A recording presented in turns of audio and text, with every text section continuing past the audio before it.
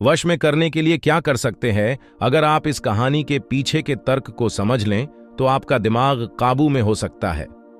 जब मैंने पहली बार यह कहानी पढ़ी तो मुझे इसका तर्क समझ में नहीं आया, लेकिन इसकी भावना प्रेरणादायक है। एक बार महात्मा बुद्ध किसी नगर से गुजर रहे थे। बुद्ध की नजर एक कपड़ा व्यापारी पर पड़ी जो उदास और निराश दिख रहा था। बुद्ध उसके पास गए और पूछा, हे भक्त, तुम इतने दुखी क्यों हो? यदि आप मुझे अपनी चिंता के बारे में बताएं तो मैं आपकी मदद कर सकता हूं। कपड़ा व्यापारी ने बुद्ध को प्रणाम किया और उन्हें अंदर आमंत्रित किया। व्यापारी ने कहा कि जब से मेरी पत्नी की मृत्यु हुई है तब से मेरे छोटे बेटे की देखभाल के लिए घर पर कोई नहीं है, इसलिए मैं हमेशा उसे अपनी दुकान पर लाता हूं। लेकिन वह मेरी दुकान पर आने वाले हर ग्राहक की पगड़ी उतार देता है और कभी कभी उनका बैग उठाकर बाहर फेंक देता है। मैंने डांटा को बहुत समझाने की कोशिश की, लेकिन वह नहीं समझा। उसकी हरकतों से मेरे सभी ग्राहक अपमानित महसूस करते हैं और वापस चले जाते हैं। बुद्ध ने कहा, मैं तुम्हारी मदद कर सकता हूं, लेकिन तुम मुझसे वादा करो कि तुम मेरे किसी भी काम में हस्तक्षेप नहीं करोगे, न ही कोई सवाल पूछोगे। व्यापारी बुद्ध से एक वादा करता है। अगले दिन बुद्ध पगड़ी पहनकर आए और ग्राहक की तरह बैठे। व्यापारी के बेटे ने आकर बुद्ध की पगड़ी उछाल दी।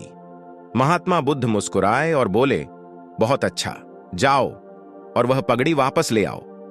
वह बच्चा दौड़कर पगड़ी ले आया और बुद्ध को दे दी। अगले दिन बुद्ध एक कुल्हाड़ी और लाठी लेकर आए। लड़के ने फिर पगड़ी उछाली। बुद्ध ने लड़के को एक कुल्हाड़ी और लकड़ी दी और कहा, जाओ, इस लकड़ी को काटो।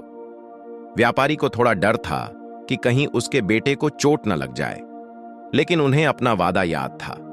7 दिनों तक महात्मा बुद्ध कोई न कोई नया काम लेकर आते और लड़के से करवाते।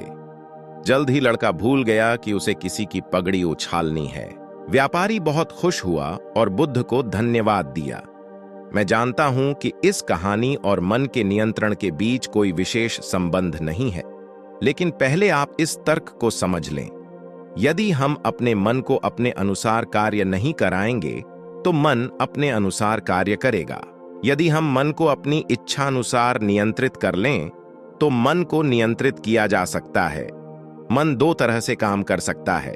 पहला, मन अपनी इच्छानुसार काम कर सकता है, या दूसरा, हम मन से अपनी इच्छानुसार काम करा सकते हैं। बुद्ध से मिलने से पहले लड़के का मन और मस्तिष्क अनियंत्रित रूप से उसकी इच्छा के अनुसार काम कर रहा था, लेकिन बुद्ध ने लड़के से अपनी इच्छा के अनुसार काम कराया, जिससे उसकी आदतें बदल गईं। दोस्तों, हम आशा करते हैं कि आपको बुद्ध की यह कहानी पसंद आई होगी। विशाल क्रिएशन चैनल को सब्सक्राइब करें